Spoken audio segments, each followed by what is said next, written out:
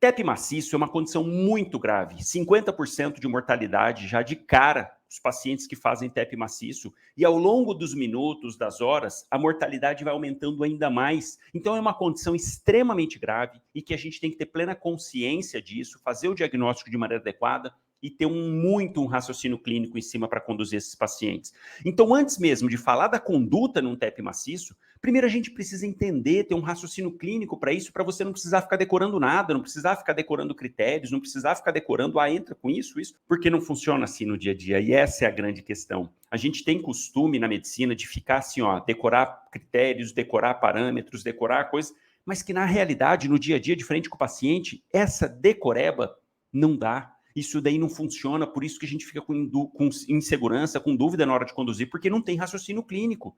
Quando a gente decora um assunto sem entender, não tem como ter raciocínio clínico. Então, eu vou trazer para você agora um raciocínio clínico sobre TEP, para você nunca mais esquecer e ter plena segurança para tratar os seus pacientes da melhor maneira possível. O que acontece no TEP? Vamos começar por aí. Qual que é a fisiopatologia? O que está envolvido nessa situação? Eu sei que é um trombo que vai lá no pulmão e atrapalha tudo, o coração fica ruim e o paciente vai mal. Não, não é assim. A gente precisa realmente entender. De maneira geral, podem surgir trombos no nosso organismo, notadamente, principalmente em membros inferiores, naqueles pacientes com predisposição. O que é um trombo? É um bolo de plaqueta e que tem uma cola envolvida ali no meio, porque isso entra no famoso mecanismo de hemostasia. O nosso organismo é uma loucura que a gente precisa pensar nisso, né? O nosso organismo, ele tem, a todo instante, ele tem que estar preparado para coagular algum vaso sanguíneo. Imagina assim, a gente a todo momento pode sofrer um trauma, pode sofrer uma escoriação, um corte, rompendo uma artéria, uma veia e precisa de coagulação. E nosso organismo sabe disso. Para a evolução da espécie, isso foi sendo aperfeiçoado. E o nosso organismo, ao mesmo tempo que ele tem que estar muito pronto para sair fazendo coagulação,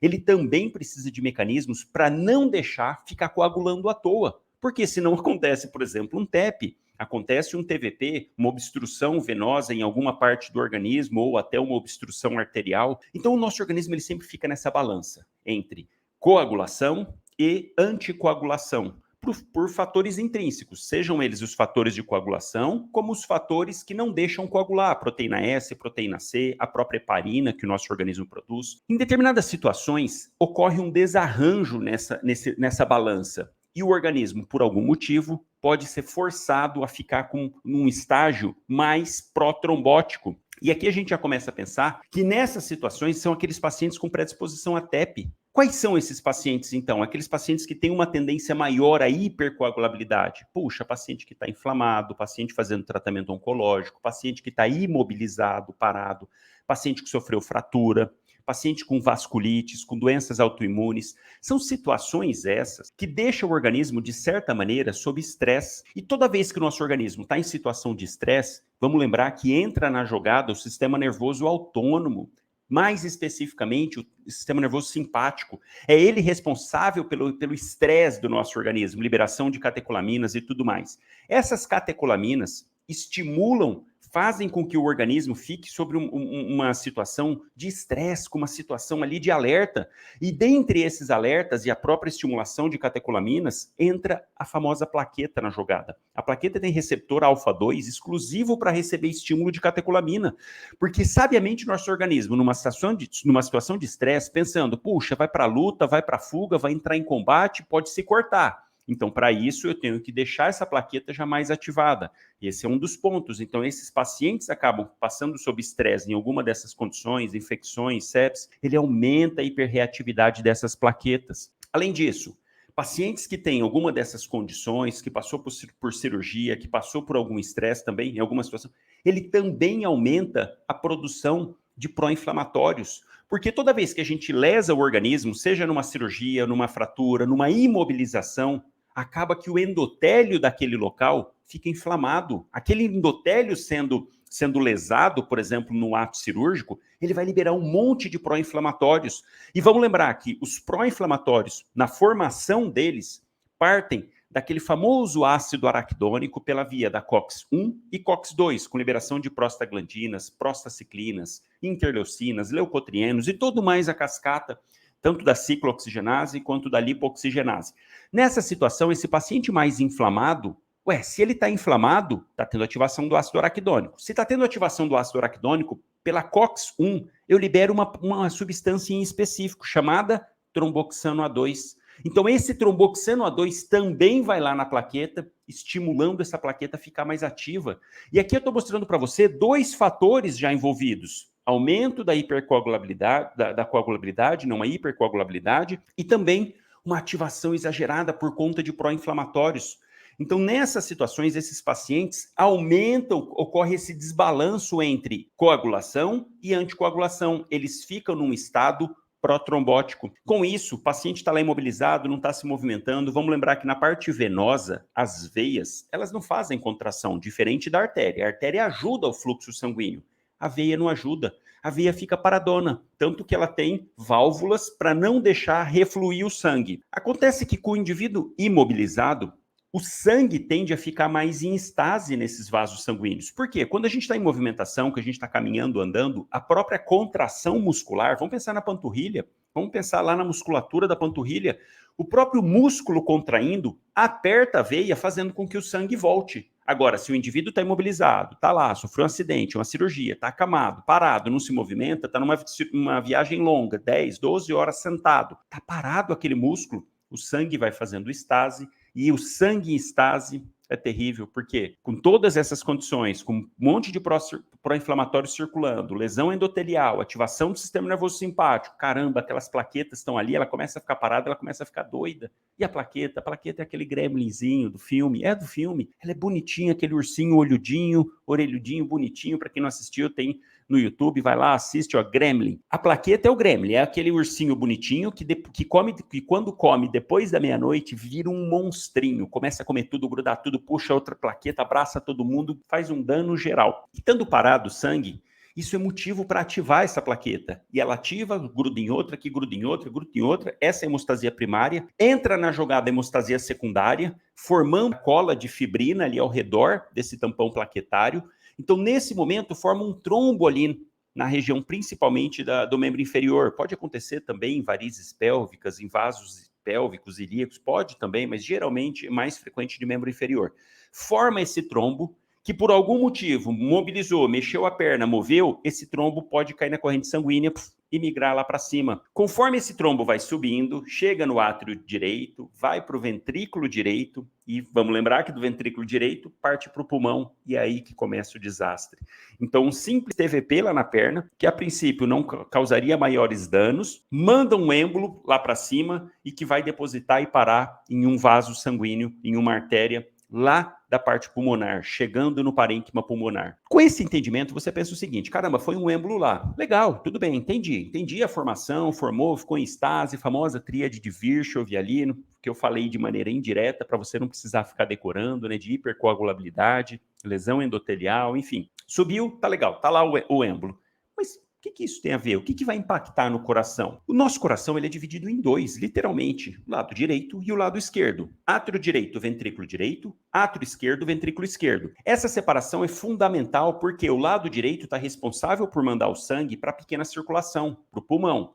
E do lado esquerdo está responsável por mandar o sangue para todo o nosso organismo. Quando a gente pensa nisso, o sangue indo para o pulmão, ele vai lá para sofrer para sofrer hematose, para poder fazer a troca, liberar CO2 e captar oxigênio. Pensando nisso, sabiamente o nosso organismo dispõe de tal maneira o nosso pulmão em que os capilares pulmonares não enfrentam resistência alguma, zero. Porque eu preciso de sangue passando lá. Então pensa só, para poder ter essa troca adequada, mandar oxigênio, puxar CO2, eu tenho que ter muito fluxo sanguíneo facilmente, muito sangue passando por esses capilares. Então essa é uma grande característica do nosso pulmão. Ele não oferece resistência alguma para o ventrículo direito bombear sangue para ele. É muito fácil. Ó, só um adendo aqui, né? Outro órgão que também é assim, que não oferece resistência alguma, é o fígado. A pressão ali nos sinusoides do fígado, hepáticos, né, é muito baixa, porque ele quer receber todo aquele sangue, todo aquele aporte de sangue que vem dos órgãos esplâncnicos, que vem do intestino, de maneira geral. Então, olha só, o coração não enfrenta resistência alguma. O ventrículo direito manda o sangue lá para o pulmão muito tranquilamente. Por conta disso, esse ventrículo direito, ele é mais mimado. Ele é mais mimado. Quando a gente compara o lado direito com o lado esquerdo do coração, olha que interessante. O lado direito, ele é franzino, fraquinho, não tolera a pressão, não tolera a força que ele precisa fazer. Não, não precisa. Não precisa. Então, para que o nosso organismo vai colocar um monte de músculo no ventrículo direito se ele não tem qualquer resistência para mandar o sangue para o pulmão? É desnecessário. Então, não tem. Essa massa muscular do lado direito é muito menor. Agora, e do lado esquerdo? Caramba, do lado esquerdo ele tem que mandar sangue para o corpo inteiro. Além de mandar sangue para o corpo inteiro, ele tem que vencer a resistência vascular periférica, que é um baita esforço que esse ventrículo esquerdo tem que fazer. Então, o ventrículo esquerdo ele é acostumado a fazer força, ele tolera a pressão. O ventrículo direito não tolera a pressão, ele não aguenta, não. O ventrículo direito ele é um elástico fininho, ele até tolera volume. Você pode fazer volume para o ventrículo direito, que ele responde bem pelo mecanismo de Frank-Starling, mas ele não tolera a pressão. E quando você entende isso, olha que interessante, a hora que esse êmbolo que formou lá na perna vai parar numa artéria pulmonar, caramba, isso daí está fazendo mais com que o ventrículo direito precise fazer mais força para bombear o sangue. É só você pensar, tô com uma mangueira saindo do ventrículo direito, eu vou lá e meto o dedão assim, ó, tampando metade do fluxo. Caramba, a torneira vai começar a fazer mais esforço para poder vencer essa obstrução. Então pensa dessa maneira num TEP. Vai lá um êmbolo, vamos exagerar, tampa uma artéria pulmonar esquerda. Parou de sangue para o lado esquerdo do pulmão. Parou, não vai mais sangue para o pulmão esquerdo, só vai para o direito. Caramba, olha a força que esse ventrículo vai ter que fazer. Ele que não tinha resistência nenhuma, que não precisava de força nenhuma, de repente se vê com um dedão na mangueira lá, ó, tem um êmbolo na mangueira lá e fala, caraca, ele não aguenta isso não. Ele vai olhar e falar, não, isso aí eu não dou conta. Não consigo vencer essa obstrução, é isso aí, já entrego os pontos logo de cara, que é isso mesmo que acontece, o ventrículo direito ele não tolera a pressão. Nesse momento, olha que interessante, é aqui que tem que ter o seu raciocínio para pensar lá na droga vasoativa que a gente vai falar no tratamento. Nesse momento, esse ventrículo direito imediatamente entrega os pontos. Ele fala, não aguento fazer força. Ele não fazendo força, qual que é a tendência? Já que ele não está conseguindo bombear o sangue começa a represar, começa a ficar nesse ventrículo direito, esse sangue. Mas espera aí, o que aconteceria? O que seria o certo acontecer nessa situação? O ventrículo direito aumentar de tamanho. Ué, ele não está comportando mais, ele não está mandando sangue, se ele não está mandando, vai começar a acumular, porque está chegando. O sangue está chegando, ele que não está conseguindo mandar. Então era para esse ventrículo direito dilatar, aumentar de tamanho. Mas peraí, por que era? Não é isso que acontece? Não. Vamos lembrar que do lado de fora do coração existe uma membrana que não é flexível, chamada de pericárdio. O pericárdio faz essa restrição ali do ventrículo direito, não deixa ele expandir. Peraí, mas está acumulando sangue lá dentro e eu não estou conseguindo expandir. E aí, o que vai acontecer? Caramba, qual que é a área mais fácil de expandir ali dentro? O septo. O septo interventricular. Então, o septo que separa o ventrículo direito do lado esquerdo começa a sentir essa pressão e começa a aumentar o diâmetro do ventrículo direito, mas não para fora, porque o pericárdio está segurando. Agora, internamente, ele aumenta. Peraí, mas se o ventrículo direito está aumentando internamente, alguém precisa diminuir. Não tem segredo. Se o ventrículo direito expande o seu tamanho internamente, alguém ali dentro vai ter que diminuir o seu tamanho. E quem entra na jogada? Ventrículo esquerdo. Então, olha que loucura isso. O ventrículo esquerdo começa a ser apertado pelo ventrículo direito. Ele está enchendo ali o ventrículo direito e começa a apertar o ventrículo esquerdo. Isso daí já é ruim? Vixe, muito. Mas não é só isso. Puxa vida, tem pior ainda? Tem coisa pior. O ventrículo direito ele não está mais mandando sangue. Lembra? Ele não conseguiu. Sofreu aquela pressão do êmbolo lá trancando a artéria, ele não consegue mais mandar sangue. Ué, se está mandando menos sangue para o pulmão, vai chegar menos sangue no átrio esquerdo. Por quê? É uma relação direta. Sai sangue do ventrículo direito e chega sangue, o mesmo sangue no átrio esquerdo, que vai para o ventrículo esquerdo e que manda para o corpo. Mas espera aí, se o ventrículo direito não está mandando sangue, o átrio esquerdo não tem mágica, não vai receber sangue. Puxa, se não recebe sangue, o próprio ventrículo esquerdo também não está recebendo. Puxa vida, então ele já estava apertado, começou a expandir para o lado dele ali a partir do septo, e mais, ele está recebendo menos sangue. Puxa, se ele está recebendo menos sangue, não tem milagre de novo. O débito cardíaco, o tanto de volume de sangue que sai do ventrículo esquerdo, também começa a diminuir. E aí que você entende, então, que quando fala, caramba, faz uma falência, faz uma insuficiência cardíaca à direita súbita, que vai impactar no funcionamento, fazendo queda do débito cardíaco. cai o débito cardíaco. Por quê? Ventrículo direito não está mandando sangue para o ventrículo esquerdo não tem como mandar sangue. Ele recebia 1 litro de sangue. Toda vez que bombeava todo o circuito, ia 1 litro para o pulmão, voltava lá para o lado esquerdo do coração, ventrículo esquerdo recebia 1 litro, mandava 1 litro para o corpo. Maravilha. De repente ele está recebendo 500 ml. Puxa, além de estar recebendo menos, ele está sendo apertado ainda pelo ventrículo direito. É esse o começo do caos. Uma coisa que já estava ruim, que era receber menos sangue, entra outra coisa ruim, que é ficar mais apertado, não cabendo mais sangue, fazendo com que haja queda do débito cardíaco. Mas olha só, o coração é um circuito fechado, o sistema cardiocirculatório é um sistema fechado. Aquilo que o sangue é bombeado do lado esquerdo, chamado de débito cardíaco, influencia diretamente no chamado retorno venoso. Não tem mágica. Se o coração está bombeando 1 litro de sangue, vai chegar 1 litro de volta para ele. É uma bomba de uma piscina em que ela chega 1 litro para ela bombear, ela aspira 1 litro, ela manda 1 litro para frente. Aspira 1 litro, manda 1 litro para frente. Mas espera aí, vamos lembrar, o débito cardíaco caiu, não está mais mandando 1 litro, está mandando 500. Caraca, então já estava ruim, estava péssimo, com toda a dinâmica ali de dentro do coração. Caindo o débito cardíaco, eu vou diminuir o retorno venoso. Puxa vida, então está chegando menos sangue ainda no ventrículo direito. E vamos lembrar que o ventrículo direito agora, a saída do ventrículo direito é aquela mangueira que está com o dedo na metade da mangueira, fazendo com que ele tenha que fazer mais força para fazer o sangue sair. Mas é como se agora eu diminuísse a vazão, como se eu diminuísse a torneira, eu diminuísse lá, eu fechasse a torneira, porque está chegando menos sangue. Então pensa no que estava ruim. Eu tenho um jardim para ser regado com uma mangueira. Eu coloco o dedo e tampo metade. Puxa, já vai sair metade do volume. Sai com mais força, mas sai metade. Então eu vou demorar mais para regar esse jardim. E se já não fosse ruim, eu vou lá na torneira e diminuo a saída de água na torneira. Cara, e continuo com o dedão lá. Tô com o dedo nessa torneira. Meu Deus, como que eu vou regar esse jardim? Não vai regar. E é isso que você tem que entender, que o coração não vai conseguir regar o nosso organismo. Caindo o débito cardíaco, cai o retorno venoso e vira esse caos. E essa situação em específico, dessa fisiopatologia, é o famoso TEP maciço. É isso que acontece num TEP maciço. É quando um êmbolo de um tamanho razoável, notadamente obstrui mais de 20% do fluxo sanguíneo do coração, começa a ter repercussões negativas.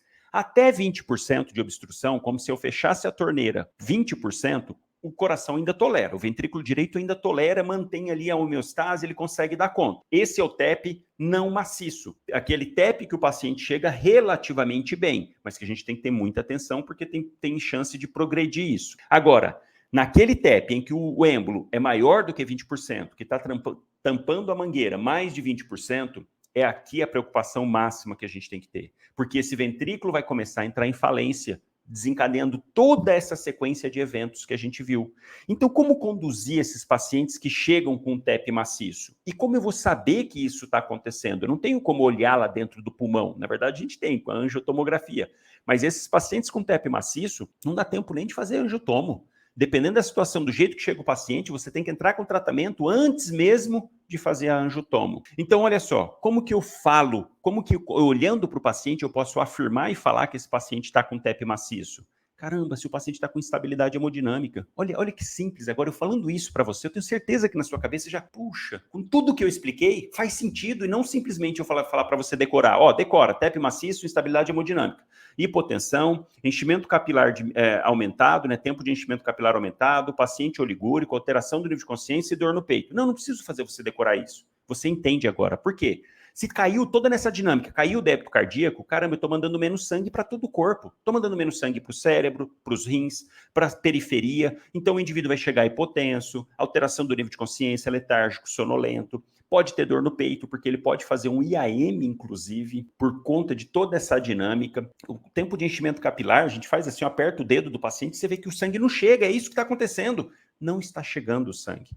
Então, nessa situação, uma queda de pressão, às vezes o paciente tem uma pressão de 18, caiu mais de 40 milímetros de Hg, por exemplo, ele chega com 14, com 13 de PA, Mesmo sem estar hipotenso, eu posso falar que esse paciente está com TEP maciço, porque teve uma queda importante da PA. Então, a PA norteia bastante, assim como todo o contexto desse paciente. Nesse momento, você está lá, chegou esse paciente, está com TEP maciço, suspeita, faz lá score de Wells, alto risco, realmente, você vê hemodinâmica, ali tinha que ter se tivesse um ecocardiograma, é fantástico nesse momento, porque a hora que faz o ecocardiograma, vê essa falência do ventrículo, fecha o diagnóstico, mesmo sem angiotomografia.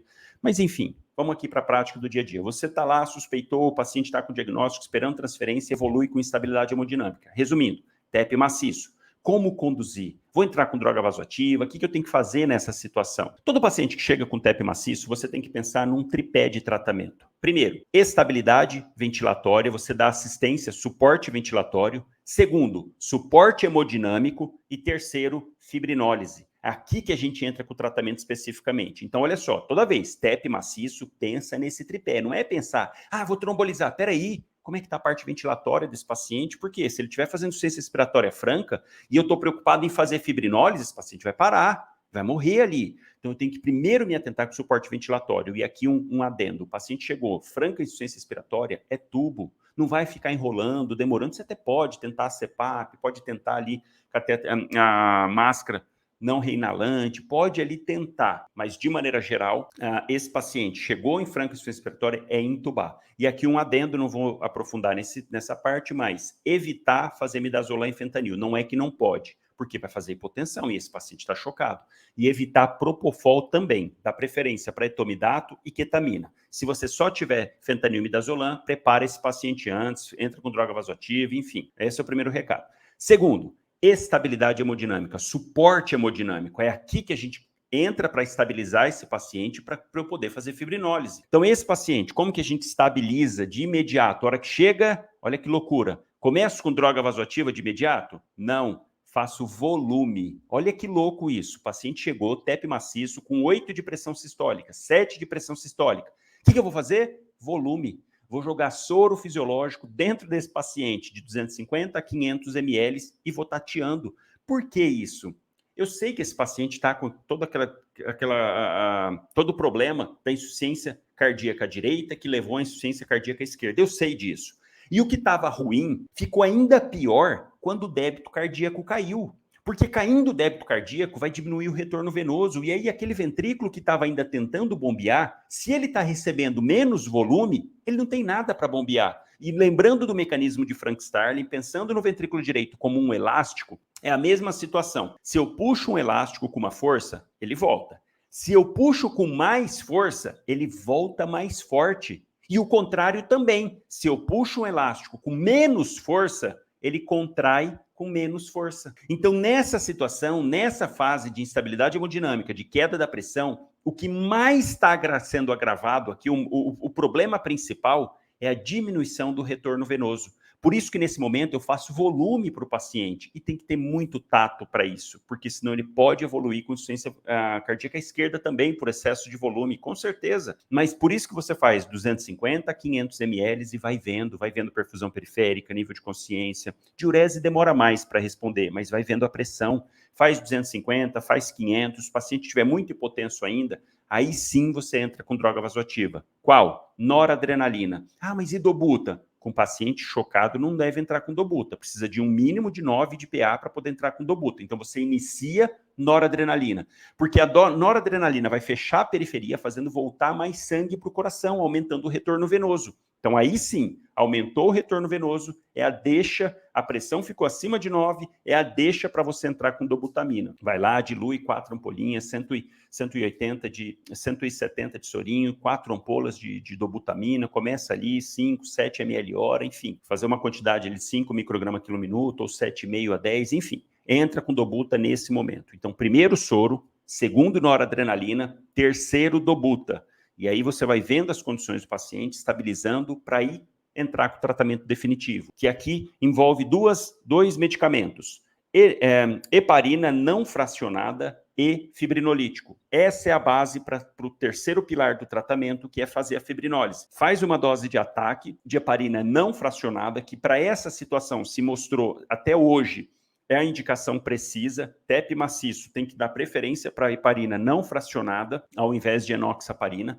faz uma dose de ataque de 4 a 5 mil unidades em bolos de heparina não fracionada e depois fazer 1.000 unidades por hora em bomba de infusão. Então, a gente entra com heparina não fracionada e faz o fibrinolítico. Fibrinolítico pode ser streptokinase, alteplase ou tenecteplase. Aí, dependendo de cada um, você vê lá como vai montar, fazer, sem... Se for streptokinase, 1.500.000 unidades. Se for alteplase, 100 miligramas, e se for tenecteplase, depende do peso. Vem lá já escrito na caixinha, você vê quanto que tem e faz em bolos. Então, esse é o tripé do atendimento do paciente com TEP maciço. Mas para poder chegar nesse tripé, para chegar nessas condutas, você tem que ter todo o raciocínio clínico, que é o que eu trouxe, que eu tenho certeza que vai fazer a diferença para o resto da sua vida sobre esse tema de TEP. Que entendendo dessa maneira, aí sim, consegue conduzir da melhor maneira possível.